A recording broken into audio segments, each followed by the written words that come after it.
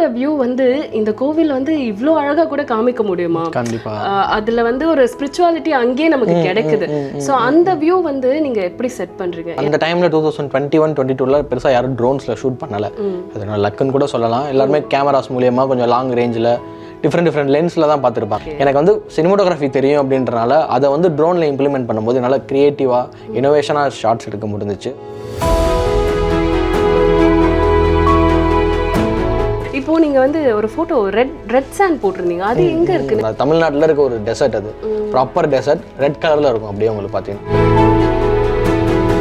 India பொறுத்த அளவுக்கு drones வந்து இல்லீகல், ப்ராப்பராக பேன் தான் பண்ணிருக்காங்க. இல்லீகல்.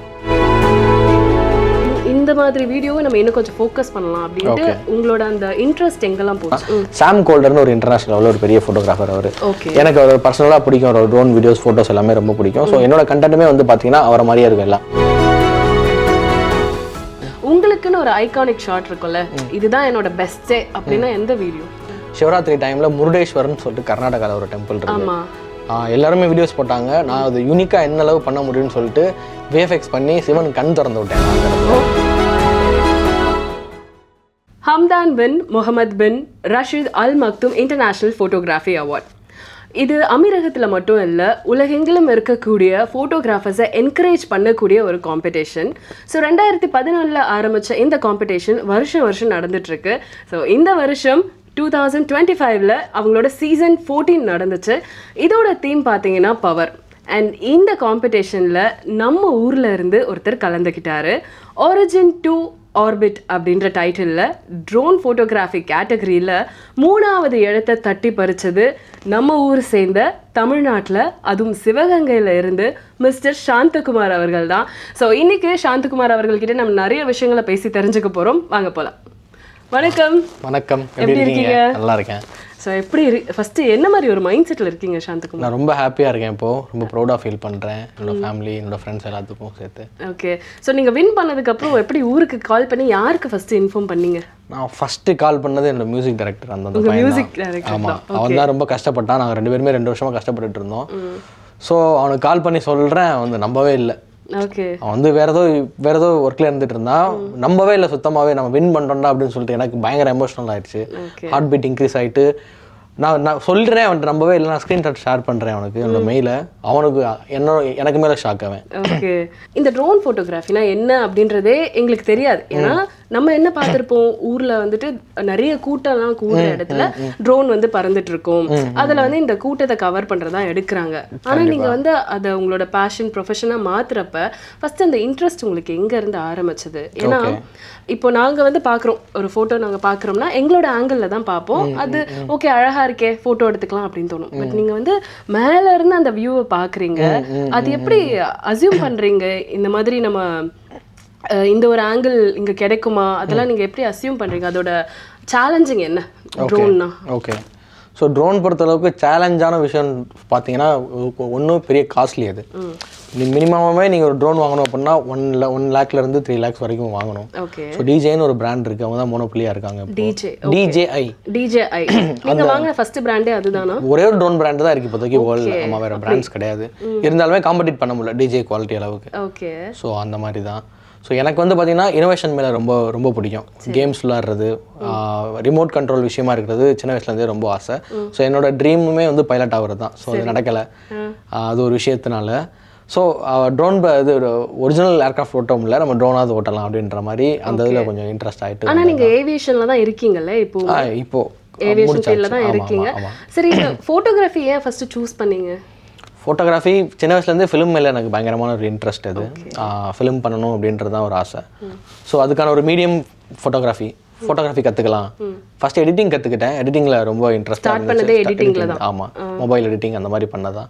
ஸோ மொபைலுக்கு எடிட் பண்ண கண்டென்ட் வேணால் ஷூட் பண்ணணும்ல.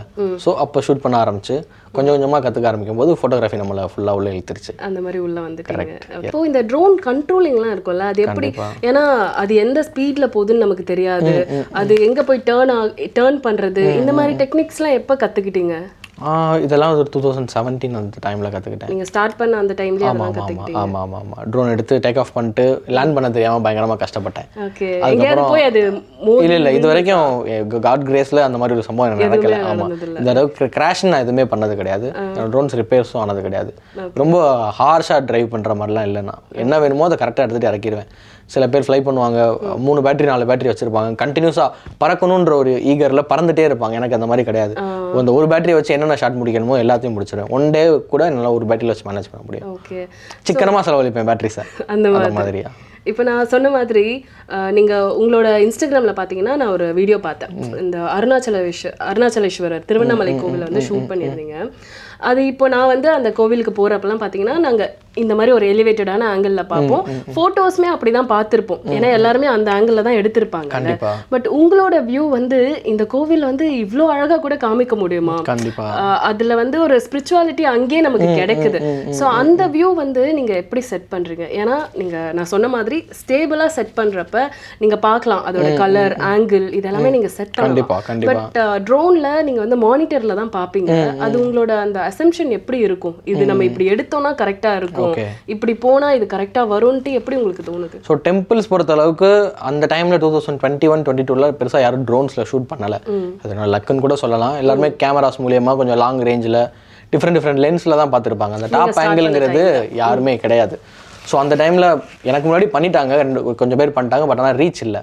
எனக்கு வந்து சினிமோட்டோகிராஃபி தெரியும் அப்படின்றனால அதை வந்து ட்ரோனில் இம்ப்ளிமெண்ட் பண்ணும்போது நல்லா க்ரியேட்டிவாக இனோவேஷனாக ஷார்ட்ஸ் எடுக்க முடிஞ்சிச்சு. ஸோ அது வந்து மக்கள் வந்து நல்லா ரெஸ்பான்ஸ் கொடுத்தாங்க. இன்டர்நெட்டில் பயங்கர வைரல் ஆகுறது, சிவன் சம்மந்தமாக போகிறது, முருகன் சம்மந்தமாக போகிறது எல்லாமே செம குவாலிட்டியாக அவங்களோட ஈஸியாக கனெக்ட் ஆகிற மாதிரி நான் வீடியோ பண்றதுனால அதனால தான் நிறைய ஸ்பிரிச்சுவல் வீடியோஸ் நாங்க பார்க்க முடியுது.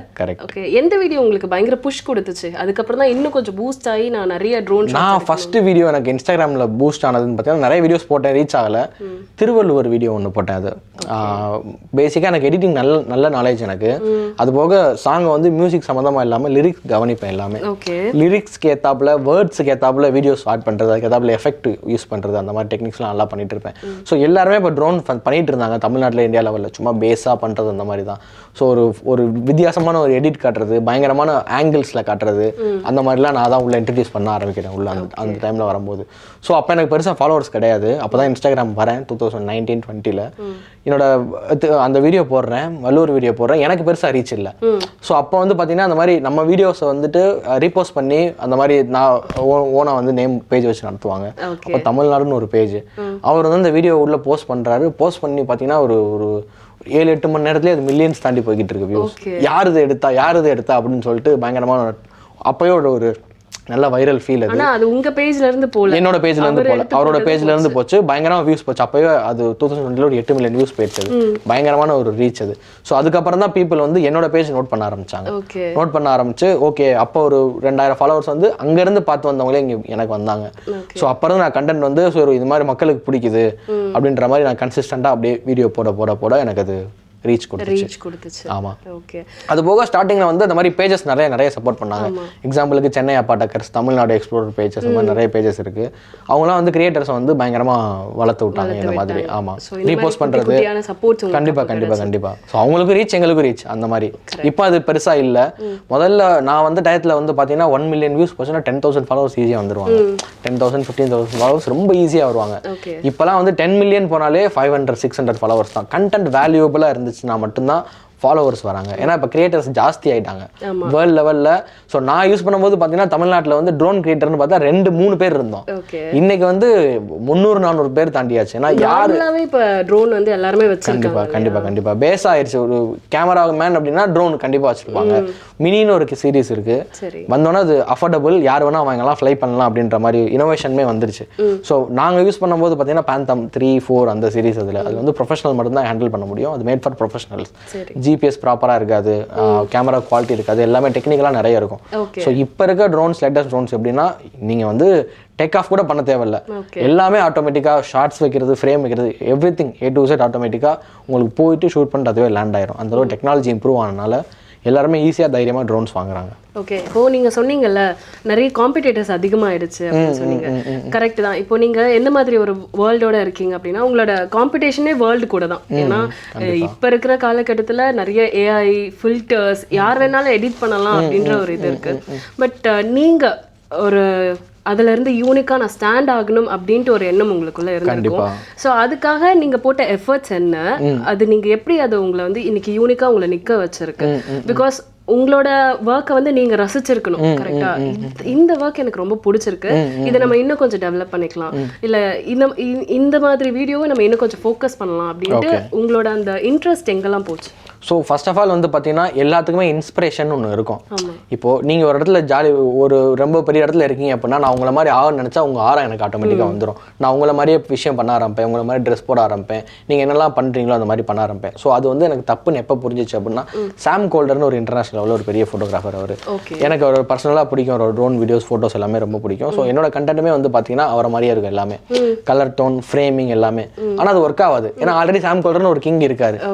அவரை பார்த்து நம்ம பண்ணால் ரிப்ளிகா தான். நம்ம என்னைக்குமே சாம் கோல்டர் ஆக முடியாது. சாம் கோல்டர்.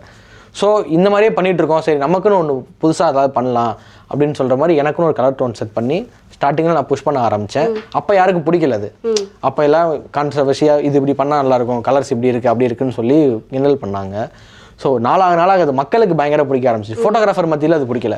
ஃபோட்டோகிராஃபர் எல்லாமே எப்படி சொல்லுவாங்கன்னா, நாங்கள் கஷ்டப்பட்டு கலர்ஸ்லாம் கொண்டு வருவோம், உனக்கு என்ன மேலே எல்லோ கலர் போடுவோம், கீழே க்ரீன் கலர் வந்துடும், உனக்கு அந்த கலர் நானே அதை கேட்கலாம்னு நினச்சேன். உங்கள் வீடியோஸில் வந்து எல்லாமே பிரைட்டாக எல்லோஸ் அந்த மாதிரி இருக்கும். ஸோ என்னோட டோன் அது. ஸோ நான் என்ன ஃபீல் பண்ணேன் அப்படின்னா, அடுத்தவங்கள மாதிரி நம்ம பண்ண தேவையில்ல, நமக்கு பிடிச்சதை பண்ணுவோம், மக்கள் சப்போர்ட் பண்ணால் பண்ணுறாங்க. அது இன்னைக்கு நல்லா ஃபேமஸ் ஆயிடுச்சு. இன்னைக்கு வந்து என்ன மாதிரி நிறைய பேர் பண்ணணும் அப்படின்ற மாதிரி நினைக்கிறாங்க. நீங்கள் சொல்கிறப்ப எனக்கு ஒரு விஷயம் ஞாபகம் வருது. இப்போ வந்து யூஸ்வலாக சொல்லுவாங்கல்ல, டார்க் ரூம்லேருந்து லைட் ரூம், அந்த டைம்லலாம் ஃபோட்டோஸ் வந்து ஜஸ்ட் ஒரு நெகட்டிவ்ல இருந்து கெமிக்கல் சொல்யூஷன் ஆகும். இப்போ வந்து உங்களோட அந்த டிஜிட்டல் ஆயிடுச்சு, எல்லாமே மெமரி கார்ட்ஸ் அந்த மாதிரி ஆயிடுச்சு. ஆனால் இப்போ இதுலேயுமே வந்து பார்த்தீங்கன்னா நீங்கள் சொன்ன மாதிரி இந்த கலர் கான்ட்ராஸ்டாக இருக்கட்டும், உங்களுக்குன்னு ஒரு டோன் செட் பண்ணுறதா இருக்கட்டும், உங்களோட அந்த போஸ்ட் ஒர்க் இருக்குல்ல, ஒரு ஃபோட்டோவை ராவாக எடுத்துட்டீங்க. இப்போ நான் வந்து அந்த பீச்சை பார்க்குறேன், நீங்கள் வந்து தனுஷ்கோடி எடுத்திருக்கீங்க. என் கண்ணில் அந்த பீச் வந்து இப்படி தெரிஞ்சிருக்காது, ஒரு நார்மல் பீச். ஆனா எனக்கு வந்து அந்த இடத்துல இருக்கும்போது ஒரு பிளசன்ட், ஒரு வாவ் மைண்ட் இது எல்லாமே இருக்கும். ஆனா அதை உங்க போட்டோகிராஃபில ஒரு அவுட்புட் கொண்டு வரீங்கல்ல, அதுக்கு நீங்க என்ன ஒர்க் பண்றீங்க? இந்த 30% கேமரா ஒர்க்கை தாண்டி உங்களோட இந்த போஸ்ட் ஒர்க் என்னெல்லாம் நீங்க பண்றீங்க? 30% சொல்ல முடியாது, 50-50 வச்சுக்கலாம். எல்லாமே என்ன ஷூட் பண்றோமோ மெயினாக வந்து பார்த்தீங்கன்னா டைமிங்ஸ் இருக்குது. எந்த இடத்த எந்த டைமிங்கில் போய் ஷூட் பண்ணால் நல்லா இருக்குன்ற ஒரு பெர்ஸ்பெக்டிவ் நமக்கு டெஃபினட்டாக வேணும். மேக்ஸிமம் சன்ரைஸ் சன்செட் அந்த டைமில் எதை ஷூட் பண்ணினாலுமே பார்க்குறது நல்லாயிருக்கும். ஸோ சன் வந்து ரொம்ப கீழே இருக்கும், ஒரு ஷேடோஸ் இருக்கும், ஒரு ஹைலைட்ஸ் இருக்கும், உங்களுக்கு ஃபோட்டோஸில் ஒரு டெப்த் இருக்கும். அது நீங்கள் மத்தியானம் நீங்கள் 12 o'clock ஷூட் பண்ணுறீங்கன்னா லைட் வந்து சென்டர் ஆயிரும். ஓகேவா, எது எடுத்தாலுமே ஃப்ளாட்டாக இருக்கும், ஹார்ஷ் லைட் பார்க்குறது நல்லா இருக்காது. மேக்ஸிமம் இந்த மாதிரி டைமிங்ஸ் தெரிஞ்சு கிளைமேட் தெரிஞ்சு எப்போ போனால் எந்தெந்த கிளைமேட்டுக்கு எந்தெந்த லொக்கேஷன்ஸ் நல்லாயிருக்கும். ஸோ இப்போ ஹில்ஸ் ஸ்டேஷன் போயிட்டோம் அப்படின்னா ஃபுல் க்ரீன்ஸு, ஒரு மூடி ஃபீல்ல இருந்தால் தான் அது பார்க்குறதுக்கு நல்லா இருக்கும். ஸோ அப்போ வந்து பார்த்தீங்கன்னா இந்த ரெய்னி சீசன் டைமில் அந்த மாதிரி ஷூட் பண்ணால் அது கொஞ்சம் சூப்பராக இருக்கும். நீங்கள் சொல்லும் போது எனக்கு வந்து அந்த மைண்டில் ஓடிக்கிட்டே இருக்கு. ஓகே, நீங்கள் இந்த கொல்லிமலை ஹில்ஸ் எல்லாம் எடுத்து, கொல்லி ஹில்ஸ் நிறைய ஹில்ஸ் எடுத்திருக்கேன் கேரளாவில், அந்த மாதிரிலாம் இருக்கும். டைமிங்ஸ் எல்லாமே வெதர் தெரிஞ்சு நம்ம என்ன கண்டென்ட் எடுக்கிறோம் அப்படின்றதான் மேட்டர். சில பேர் வந்து ஒரு லொக்கேஷனுக்கு போயிட்டோம், நான் ஃப்ளை பண்ணி ஆகணும், நம்ம ஷூட் பண்ணி ஆகணும், ஃபோட்டோ போய் லேண்டமாக எடுத்துருவாங்க. அப்படி கிடையாது. டைமிங்காக வெயிட் பண்ணி, லைட்டுக்காக வெயிட் பண்ணி ப்ராப்பராக பண்ணுவேன். எல்லாம் இது பண்ணி சொல்லுவாங்கல்ல, இந்த கழுகு பார்வையில் கேரளா இல்லை தமிழ்நாடுன்னு சொல்லுவாங்க. பட் ஃபோட்டோகிராஃபர்ஸ் பொறுத்த வரைக்கும் சிவனோட நெற்றிக்கண் மாதிரி தான், உங்களுக்கு 3வது கண் தான் உங்களோட கேமரா. நீங்க ஷூட் பண்ணதுலேயே எது ரொம்ப த்ரில்லிங்கான எக்ஸ்பீரியன்ஸ்னா எதுன்னு சொல்லுவீங்க? த்ரில்லிங்கான எக்ஸ்பீரியன்ஸ் நிறைய இருக்குது. ட்ரெயின்ஸ் ஃபாலோ பண்ணுறது கொஞ்சம் கஷ்டம். ட்ரெயின்ஸ் வந்து நம்ம ஷூட் பண்ணுறோம் அப்படின்னா நம்ம தாண்டி போயிட்டே இருக்கும், பயங்கர ஃபாஸ்ட்டாக போயிட்டு இருக்கும். ஸோ ரொம்ப ஃபாஸ்ட்டாக நம்மள ட்ராவல் பண்ணுவோம், லோ ஆங்கிள் போவோம், டாப் ஆங்கிள் போவோம், ஃப்ரண்ட்டில் போவோம், பேக்கில் வருவோம். ஸோ நம்மளே பின்னாடி டிஸ்டன்ஸ் எதுவுமே பார்க்க மாட்டோம், ரொம்ப தூரம் போயிடுவோம் நம்ம ட்ரெயினை ஃபாலோ பண்ணிட்டு. அதுக்கப்புறம் தான் ரியலைஸ் பண்ணுவோம் ட்ரோன் ரொம்ப தூரம் போயிடுச்சு, திருப்பி வருமா, பேட்டரிஸ் செக் பண்ணவே மாட்டோம், நம்ம கான்சென்ட்ரேஷன் எல்லாமே ட்ரெயினில் தான் இருக்கும். ஆமாம், அந்த மாதிரி வெஹிக்கிள்ஸ் ஃபாலோ பண்ணுறது கொஞ்சம் சேலஞ்சஸ் இருக்குது. என்னைக்காவது பேட்டரி தீர்ந்து அதுக்கப்புறம் ட்ரோனை தேடிலாம் போயிருக்கோம்? ஃபர்ஸ்ட் டைம் எப்படின்னா தீரல, தேடி போனது கிடையாது. என்ன அப்படின்னா மேவிக் ப்ரோ எனக்கு தெரிஞ்சு சமணர் மலைன்னு சொல்லிட்டு மதுரையில் ஒரு மலை இருக்குது. இதை நம்புவாங்களான்னு தெரியல, ட்ரோன் ஃபைலட்ஸ் நான் இன்னும் ஃபைல்ஸ் இருக்குது, ஃபைல் இருக்குது. ஆமாம், சமணர் மலையிலேருந்து திருப்பரங்குன்ற மலைக்கு 7 கிலோமீட்டர். ஸோ நான் என்ன பண்ணிட்டேன், 100% சார்ஜ் போட்டுட்டு 7 கிலோமீட்டர் தாண்டி இந்த மலையிலேருந்து அந்த மலைக்கு ட்ரோனில் போயிட்டேன். ரிட்டர்ன் வரும்போது ஒரு 3/4 தாண்டி வரும்போது, ஏன்னா போகும்போது எனக்கு விண்டு வந்து டெயில் விண்டு இருந்துச்சு பேக் சைடில்.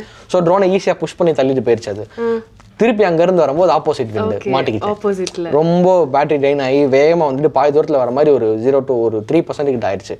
ட்ரோன் கண்ணில் பார்த்துட்டேன். ஸோ உடனே லேண்ட் பண்ணணும் அப்படின்னு சொல்லிட்டு கீழே லேண்ட் பண்ணிட்டு கீழே உடனே போய் எடுத்தோம். அது ஒரு கிரேசி எக்ஸ்பீரியன்ஸ், அது லைஃப்ல மறக்கவே முடியாது. செம்மையாக இருந்திருக்கும் அந்த எக்ஸ்பீரியன்ஸ். இப்போ நீங்க வந்து ஒரு ஃபோட்டோ ரெட் சாண்ட் போட்டிருந்தீங்க, அது எங்க இருக்கு நிஜமாவே? ஸோ அது நம்ம தூத்துக்குடி, ஆமாம், நம்ம திருச்செந்தூர்ல இருந்து ஒரு 6-7 கிலோமீட்டர் தான் அது. ஏன்னா அந்த ஃபோட்டோ நான் பார்த்ததுக்கு அப்புறம் ஏதோ நீங்க நார்த்தில் போயிட்டு ஷூட் பண்ண இடம், ஆனால் அதுக்கப்புறம் தான் நான் டிஸ்கிரிப்ஷனில் பார்க்குறேன் அது நம்ம ஊரில் இருக்கு. நிஜமாவே எங்கெங்க இருக்கு? தேரிக்காடுன்னு சொல்லிட்டு அது ஒரு லொக்கேஷன். அது திருநெல்வேலி தூத்துக்குடி பக்கம் இருக்கவங்களுக்கு வந்து ரொம்ப ரொம்ப தெரியும். அதெல்லாம் சொல்லும் போது எப்படின்னா நம்ம ஊர் தேரிக்காட்டில் தெரிஞ்ச பையடாவேன் அப்படின்ற மாதிரி தான் அந்த பக்கம் நேட்டிவாக பேசுவாங்க. ஸோ அது வந்து பார்த்தீங்கன்னா அது வந்து இயற்கை மாற்றம் தான். தமிழ்நாட்டில் இருக்க ஒரு டெசர்ட், அது ப்ராப்பர் டெசர்ட், ரெட் கலரில் இருக்கும் அப்படியே உங்களுக்கு பார்த்தீங்கன்னா. டியூ டு இரும்பு சத்து அந்த மண்ணில் அதிகமாக இருக்கனால அது ரெட்டாக உங்களுக்கு தெரியுது. நார்மல் அது மண்ணு தான். பட் என்னன்னா இந்த மாதிரி நல்ல விஷயங்கள் நம்ம ஊர்லேயே இவ்வளோ நல்ல இடங்கள் இருக்கு அப்படின்றத வெளிக்கொண்டு வர்றதே எனக்கு தெரிஞ்ச வரைக்கும் ஃபோட்டோகிராஃபி தான். ஆமாம். ஸோ இப்போ என்ன ஆயிடுச்சு அப்படின்னா, ஃபோட்டோகிராஃபர்ஸ் தான் ஒரு இடத்த எக்ஸ்போஸ் பண்ணி விட்டுட்டு ரொம்ப நிறைய கூட்டம் வருது. எக்ஸாம்பிளுக்கு சொல்லணும் அப்படின்னா, குலசை தசரா கேள்விப்பட்டிருப்பீங்க, முத்தாரம்மன் கோயில் கேள்விப்பட்டிருப்பீங்க. ஒரு 3 வருஷம் 3லேருந்து ஒரு 5 வருஷத்துக்கு முன்னாடி போயிட்டீங்க அப்படின்னா 2 பேர் 3 பேர் பார்க்கலாம் ஃபோட்டோகிராஃபர்ஸ். இன்னைக்கு குலசை தசரா நீங்கள் போயிங்கன்னா மினிமம் அங்கே வந்து 3000லேருந்து 5000 ஃபோட்டோகிராஃபர்ஸ் பார்க்கலாம். டிவோட்டிஸ் விட ஃபோட்டோகிராஃபர்ஸ் ரொம்ப ஜாஸ்தி ஆகிட்டாங்க. ஸோ அதை வச்சு பிஸ்னஸ் பண்ண ஆரம்பிச்சிட்டாங்க. ரொம்ப வந்து எக்ஸாம்பிள் தெய்யம் பண்ணுறாங்களே, உங்களுக்கு வந்து ஃபோட்டோ டூர் பண்ணுறோம், உங்களுக்கு தெய்யம் கிளாஸ் எடுக்கிறோம், ஃபோட்டோ ஷூட் எப்படி பண்ணுறது அப்படின்னு சொல்லிட்டு நிறைய பேர் அதை பிஸ்னஸாக பார்க்க ஆரம்பிச்சிட்டாங்க. ஓகே, நீங்கள் இப்போ ஒரு இடத்த வந்து ஷூட் பண்ண போகிறீங்க அப்படின்னா நீங்கள் ஃபஸ்ட்டு அங்கே என்ன விஷயங்களை நோட்டீஸ் பண்ணுவீங்க? லைக் லைட்ஸாக இருக்கட்டும், இல்லை அங்கே இருக்கிற அந்த சீனரியாக இருக்கட்டும், இல்லை உங்களோட பர்ஸ்பெக்டிவில் எது ஃபஸ்ட்டு உங்களை அட்ராக்ட் பண்ணும்? ஃபஸ்ட்டு லைட்டு தான் எனக்கு பொறுத்தளவு. லைட்டும் க்ளவுட்ஸ் நான் பார்ப்பேன். ஃப்ளாட்டாக இருந்தால் எனக்கு அந்தளவுக்கு ஒர்க் அவுட் ஆகாது. இருந்தாலுமே நான் ரீப்ளேஸ் பண்ணிடுவேன் விஎஃப்எக்ஸில். இருந்தாலுமே எனக்கு நேச்சுரலாக எந்த அளவுக்கு கிடைக்குமோ அப்படின்றத என்ஹான்ஸ் பண்ணி கொண்டு வந்துட முடியும் என்னால். ஒரு விஷயத்தை பார்த்த உடனே அவுட்புட் வரும்போது எப்படி இருக்குன்றது எனக்கு நல்லா தெரியும். மைண்ட்ல இருக்கும். அது இப்படி எடுத்தா இப்படி தான் அவுட்புட். நான் வந்து லாக்ல தான் ஷூட் பண்ணுவேன். எல்லாமே ஃபிளாட் ப்ரொஃபைல்னு சொல்லுவாங்க. கிரே 50% கிரேல இருக்கும். அப்படி எம்டியா இருக்கும். பார்க்குறவங்களுக்கு புரியவே புரியாது என்ன கலரே இல்லாமல் இருக்கு அப்படின்னு. ஸோ என்னோட பெர்ஸ்பெக்டிவ் எப்படி இருக்கும் அப்படின்னா, ஒரு விஷயத்தை பார்க்குறேன், ஒரு லைட்டோட ஒரு கிளவுட்ஸோட பார்க்குறேன் அப்படின்னா ஆஃப்டர் அவுட்புட் எப்படி இருக்கும், இதை நம்ம எப்படி கொண்டு வரலான்றது எனக்கு பார்த்த உடனே தெரியும். அதுதான் என்னோட குவாலிட்டிக்கான பெஸ்ட் வே அப்படின்னு நான் நினைக்கிறேன். ஓகே, நீங்கள் இப்போ இவ்வளோ விஷயம் சொன்னீங்களே, எனக்கு பேசிக்காக ஒரு விஷயம் வந்து மைண்டில் ஓடிட்டே இருக்கு. நம்ம வந்து மதுரையில் சிவகங்கை பக்கத்தில் ஒரு கிராமத்துலேருந்து வந்திருக்கோம். இத்தனை விஷயங்களை லேர்ன் பண்ணுறதுக்கான வழி முதல்ல உங்களுக்கு பேசிக்காக எங்கேருந்து ஸ்டார்ட் ஆச்சு? ஏன்னா அங்கே இருக்கிறவங்களுக்கு இப்போது ட்ரோன் கேமரா வாங்கணுன்ற ஒரு ஐடியா, அதை நீங்கள் எங்கே போய் வாங்குனீங்க? உங்களோட இன்வெஸ்ட்மெண்ட் அதுக்கு எப்படி இருந்துச்சு? ஃபேமிலி சப்போர்ட்டா இல்லை நீங்கள் ஏர்ன் பண்ணீங்களா? அந்த பேசிக்ஸ் எனக்கு வந்து ஃபேமிலி சப்போர்ட் தான். அந்த ஃபஸ்ட்டு கேமரா என்னோட ஃபஸ்ட்டு வாங்குறதுக்கு எல்லாமே ஹெல்ப் பண்ணது என்னோட ஃபேமிலி தான். கேட்டேன், வாங்கி கொடுத்துட்டாங்க. யோசிக்கவே இல்லை, ஏதோ பண்ணு, நல்லா பண்ணு, கேட்கலாம் இல்லை வீட்டில். ஏன்டா இப்படி சும்மா சுற்றிக்கிட்டு இருக்கீங்க, இதெல்லாம் எடுக்கிற அந்த மாதிரிலாம் எதுவுமே கேட்கல. கேட்டேன், வாங்கி கொடுத்தாங்க. நான் அதை கரெக்டாக யூஸ் பண்ணிக்கிட்டேன் அந்த மீடியா. ஓகே, அதுதான். ஓகே, ஸோ இதை பற்றி ஏதாவது படிச்சிருக்கீங்களா? ஏன்னா யூஸ்வலாக நம்ம ஃபோட்டோகிராஃபி அப்படின்னாலே நீ என்ன அனிமேஷன் படிச்சிருக்கியா, விஸ்காம் படிச்சிருக்கியா, அதெல்லாம் கேட்பாங்க. நீங்கள் என்ன படிச்சிருக்கீங்க? ஸோ நான் ஆக்சுவலாக ஹிஸ்ட்ரி முடிச்சிருக்கேன். ஹிஸ்ட்ரி? ஓகே, ஹிஸ்ட்ரிக்கும் நீங்கள் சூஸ் பண்ணியிருக்க பார்த்தும் டிஃப்ரெண்ட்டாக அது எல்லாருமே அப்படி தான். இன்ஜினியரிங் முடிச்ச நிறைய ஃபோட்டோகிராஃபர்ஸாக இருக்காங்க. ஸோ அந்த மாதிரி தான் ஃபோட்டோகிராஃபி எனக்கு பிடிச்சது. பேஸாக ஒரு டிகிரி வாங்கணும், அதுவும் ஒரு எனக்கு பிடிச்ச ஒரு இதில் டிகிரி வாங்கினா நான் ஹிஸ்ட்ரி வாங்க. ஸோ நீங்கள் உங்கள் இன்ஸ்பிரேஷனாக ஒரு ஃபோட்டோகிராஃபராக சொன்னீங்க. பட் அதை தாண்டி இப்போ நம்ம தமிழ் மூவிஸில் நான் இன்ஸ்பயர் ஆயிருக்கேன், அந்த மாதிரி ஏதாவது இருக்கா உங்களோட? இன்ஸ்பிரேஷனுங்கிறது அந்த மாதிரி இல்லை. எனக்கு ஃபோட்டோகிராஃபி பர்சனலாக பிடிக்கும்.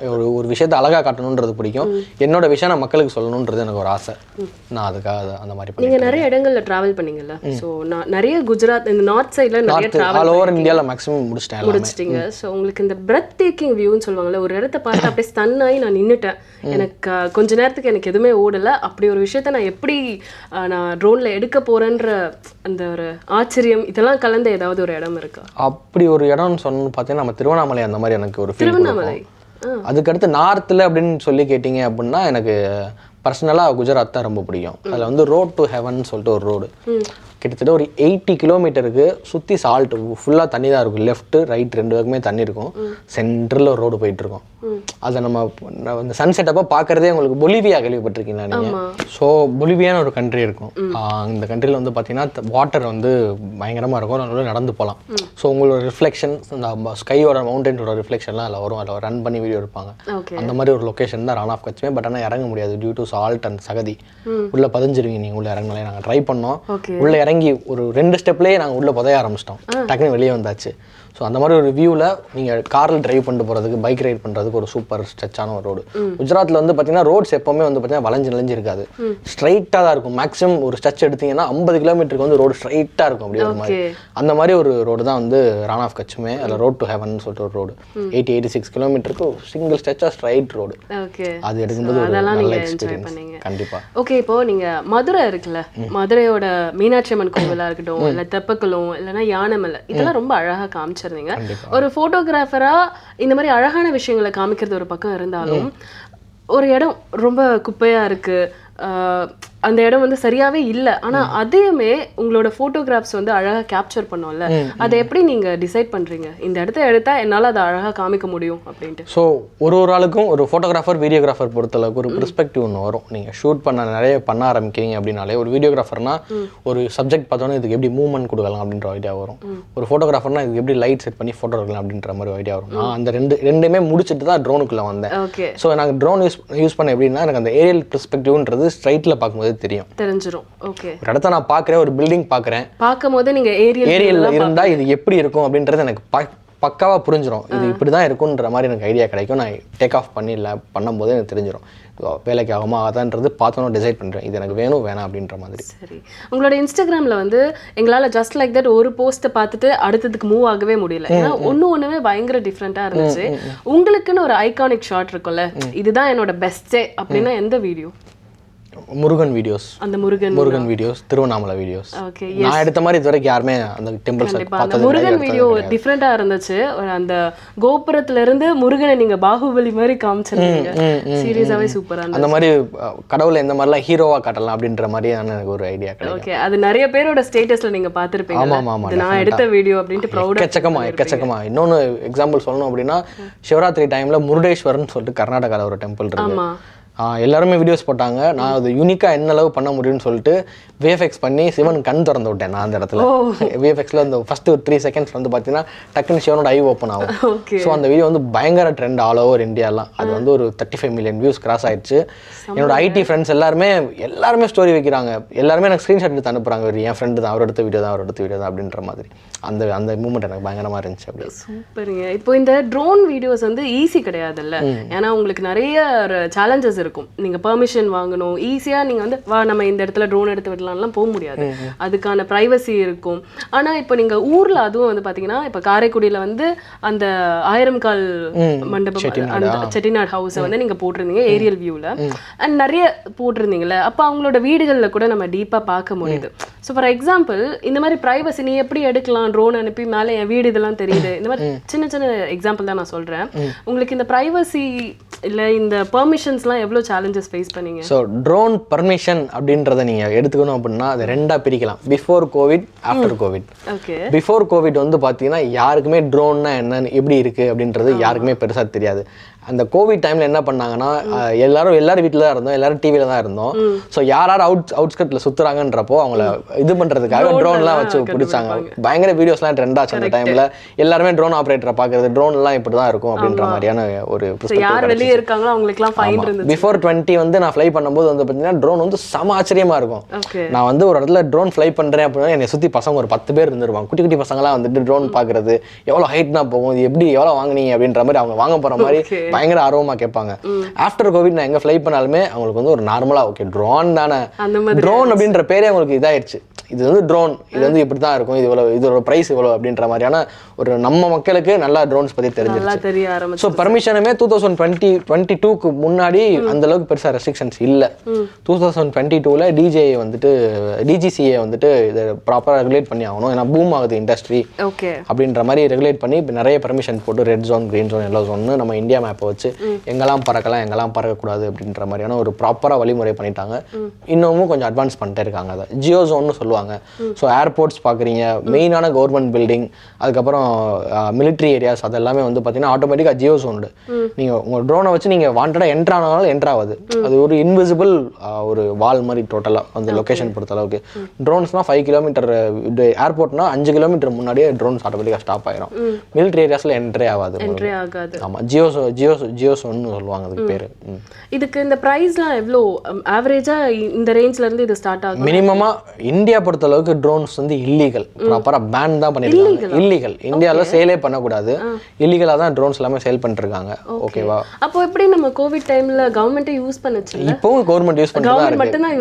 கவர்மெண்ட் மட்டும் தான் யூஸ் பண்ணுவாங்க. ப்ராப்பராக டிஜிஎஃப்டின்னு சொல்லிட்டு ஒரு லைசன்ஸ் இருக்குது. இம்போர்ட்டராக நீங்கள் ஆகணும்னா டிஜிஎஃப்டியில் நீங்கள் ப்ராப்பராக இம்போர்ட்டர் லைசன்ஸ் வாங்கிட்டு தென் தான் நீங்கள் வந்து இம்போர்ட் பண்ண முடியும். உங்களுக்கு லைசன்ஸ் எல்லாம் இருக்கு? லைசன்ஸ் இருக்குது. லைசன்ஸ் வந்து இப்போ மஸ்ட் ரெகுலேட் பண்ணுறாங்க எல்லாத்தையுமே. நீங்கள் வந்து டிஜிசிஏல ப்ராப்பராக வந்து ஒரு 5 days கோர்ஸ். அது நீங்கள் அந்த கோர்ஸ் முடிச்சு ப்ராப்பராக லைசன்ஸ் இருக்கணும். இருந்தாலும் நீங்கள் ட்ரோன் ஃப்ளை பண்ண முடியும். அப்படின்னா சில பேர் சொல்லுவாங்க நான் மீன் தான் வச்சிருக்கேன் 249 கிராம் டாய் ட்ரோன் அப்படின்னு சொல்லிட்டு. அப்படின்னு கிடையாது.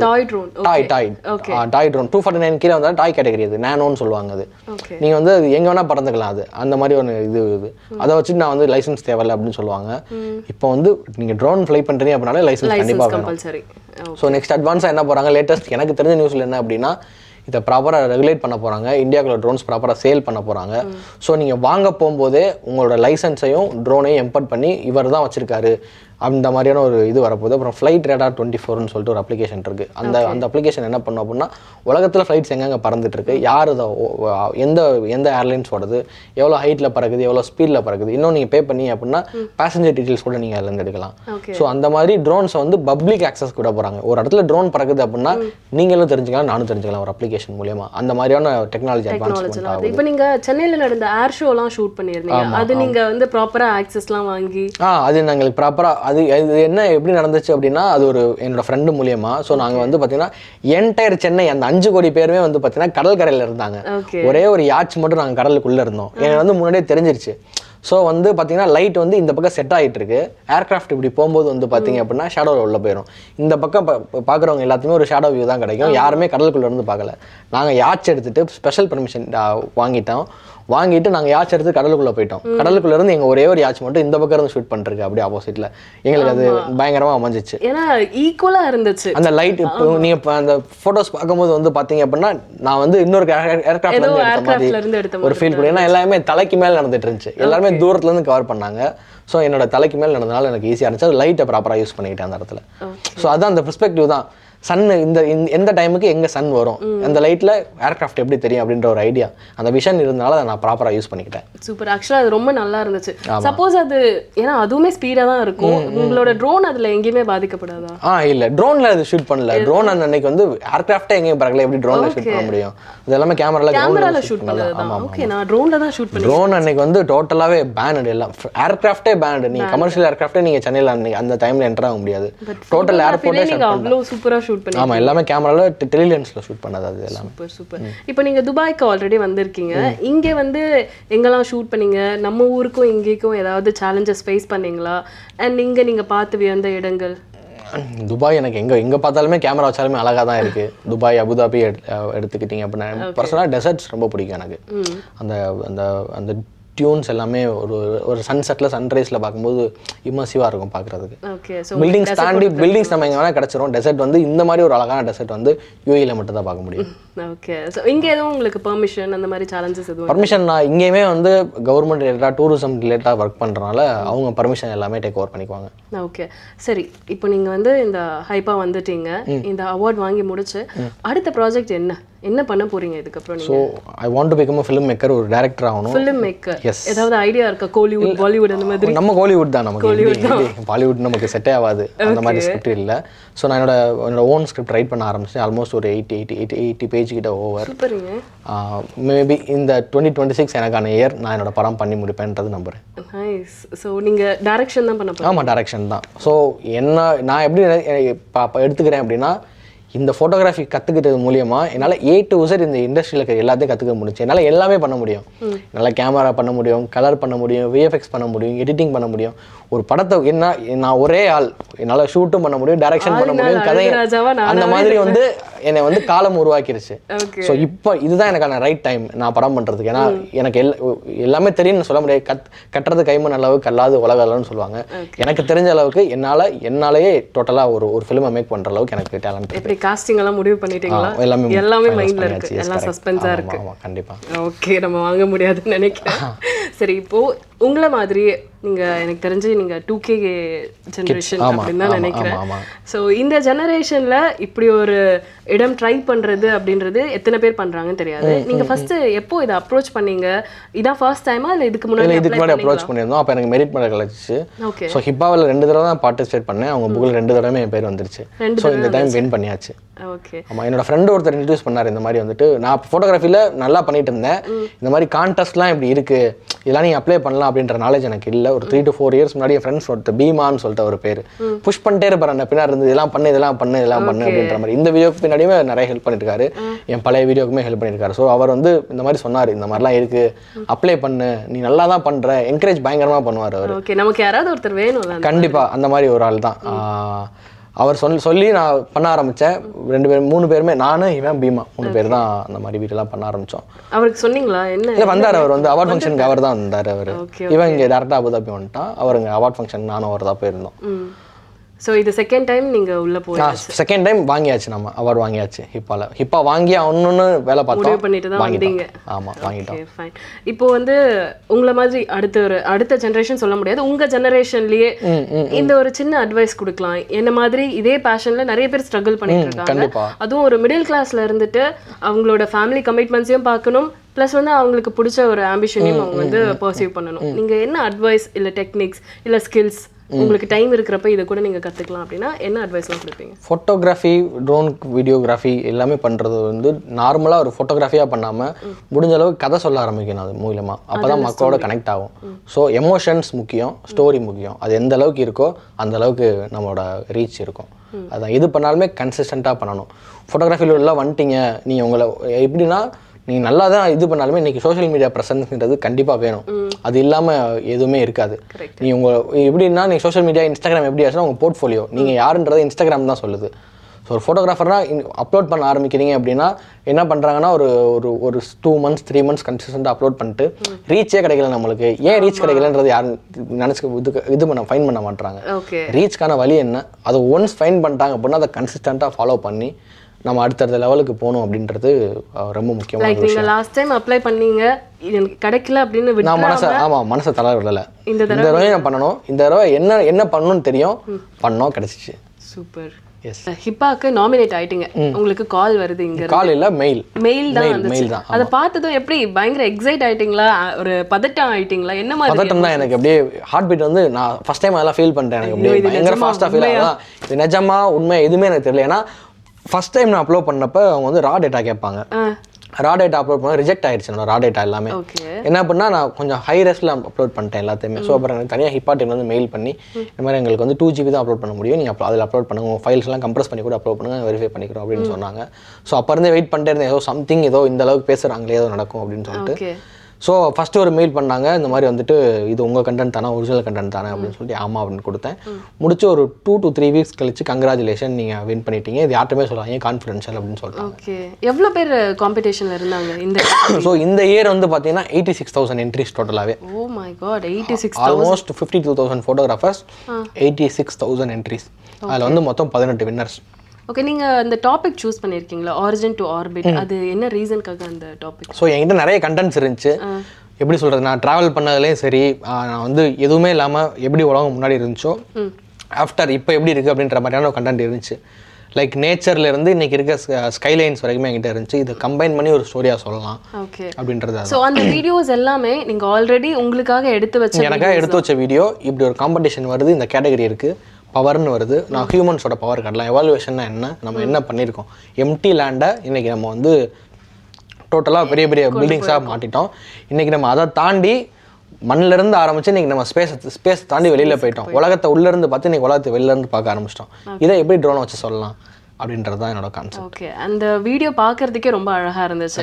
நீங்க சொன்ன மாதிரி நிறைய நேச்சுரலாவும் காமிச்சிருந்தீங்க. கடைசியா எண்டிங் வந்து ஆர்பிட்ல ஸ்பேஸ்ல போய் முடிச்சிருப்பேன். அதே அண்ட் அந்த பிஜிஎம்மே நல்லா இருந்துச்சு. அது எப்படி பிஜிஎம் வந்து நீங்க பண்ணதா? பிஜிஎம் வந்து சந்தோஷ்னு ஒரு மியூசிக் டைரக்டர் அந்த பையன் ஃபர்ஸ்ட் எனக்கு ஒரு மியூசிக் எடுத்து கொடுத்தான். நல்லாவே இல்லை அது. நான் அவன்கிட்ட சொல்லிட்டு எனக்கு வந்து நீ புதுசா பண்ணி தான் ஆகணும் அப்படின்னு சொல்லிட்டு அப்புறம் தனியாக உட்கார வச்சு அவன் கொஞ்சம் கொஞ்சமா வேலை வாங்கி இது மியூசிக் மட்டுமே ஒரு 10 to 15 days ஒர்க். வேற யார் இதுக்கு ஒர்க் பண்ணிருக்கா இந்த வீடியோ? பீமான்னு சொல்லிட்டு கிரியேட்டிவா ஹெல்ப் பண்ணார். அவர் இது எப்படிலாம் மூவ் பண்ணலாம் அப்படின்ற மாதிரி ஐடியா, கோர் ஐடியா என்னது, இவங்க 2 பேரும் தான் என்னோட பேஸ்.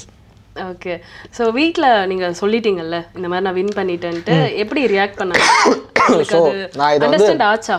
புரியல எக்ஸாக்டாக ஓப்பனாக சொல்லணும் அப்படின்னா அவங்களுக்கு ஒரு இதே இல்லை. எங்கள் அப்பா வந்து மூஞ்சிக்கு முன்னாடி சும்மா வந்து கங்க்ராச்சுலேஷன் சூப்பர் நம்ம வீட்டில் அப்படிதான் சொல்லிட்டு போயிட்டான். என் அம்மாவுக்கு என்னன்னே தெரில. ஆமாம், நான் என்ன ஃபோட்டோகிராஃபர் தானே நீ என்ன இருந்தாலும் அப்படின்ற மாதிரி என்ன ஒரு மைண்ட் செட் அவங்களுக்கு. அந்த மாதிரி தான். பட் அதுக்காக நம்ம கஷ்டப்பட மாட்டோம்ல. அது எனக்கு ஓகே, வீட்டுலாம் தெரியும் எனக்கு. ஆஃப்டர் அவார்டு வாங்கினக்கு அப்புறம் இந்த மாதிரி நியூஸ்ல எல்லாமே தமிழ்நாட்டில் எல்லாருமே பேசுறாங்க அப்படின்றப்ப வீட்டுக்குலாம் எல்லாரும் வர ஆரம்பிச்சாங்க. அப்போதான் எங்க அம்மாக்கெல்லாம் புரிய ஆரம்பிக்குது இது எவ்வளவு வேல்யூபிளான ஒரு விஷயம் அப்படின்னு. என்னமோ பண்ணியிருக்கான். நான் சொல்லிட்டு தான் போனேன் கிளம்ப போகும்போது, நான் இப்போ நீ பாக்குறது வேற, நான் ரிட்டர்ன் வரும்போது நீ வேற மாதிரி பாப்ப அப்படின்னு சொல்லிட்டு எங்க அம்மா என்னடா அப்படின்ற மாதிரி தான் இட்டாங்க. இப்போ வந்து கால் பண்ணி அவங்களே ப்ரௌடா ஃபீல் பண்ற மாதிரி ஒரு விஷயம். இப்போ நீங்க எப்போ வருவீங்கன்னு வெயிட் பண்ணிட்டு இருக்கீங்க. ஆமா, பெரிய வெயிட்டிங் அது. ஓகே, ஸோ இப்போ நீங்கள் வந்து உங்களோட டிஸ்கிரிப்ஷனில் வின் பண்ண அந்த வீடியோ போட்டுட்டு டிஸ்கிரிப்ஷனில் போட்டிருந்தீங்க உங்களோட எனிமீஸாக இருக்கட்டும், இல்லை என்னை வந்து இதெல்லாம் நீ பண்ணவே மாட்ட அப்படின்னு டிமோட்டிவேட் பண்ணவங்களா இருக்கட்டும், இது வந்து என்னோட ஆன்சர். அதாவது 1 picture speaks 1,000 wordsன்னு சொல்லுவாங்க. உங்களோட இந்த வின்னிங் வந்து நீங்கள் அந்த 1000 வார்த்தைகளை திருப்பி கொடுத்த மாதிரி. ஸோ நீங்கள் ஃபேஸ் பண்ண அந்த டவுன் டைம் இது எல்லாமே வந்து நீங்கள் இந்த ஒரு அவ்வளவுதான் இதான் ஆன்சர் எடுத்துக்கோ அப்படின்னு சொன்ன மாதிரி இருந்துச்சு. கண்டிப்பா. சோ இது இங்கே ஸ்டாப் ஆக கூடாது. டெஃபினட்டா அது ஆகாது. இன்னும் நிறைய இடங்கள்ல நிறைய மேடைகள்ல உங்களை பார்க்கணும். அண்ட் உங்களோட இந்த கோலிவுட் என்ட்ரி ரொம்ப சக்சஸ்ஃபுல்லா இருக்கணும். நாங்க இதே மாதிரி அடுத்த வீடியோ உங்ககிட்ட நாங்க வந்து எடுக்க போறோம். as a director நாங்க உங்களை பார்க்கணும். கண்டிப்பா. So congratulations on behalf of Tamil Bus. Thank you so much. Thank you so much.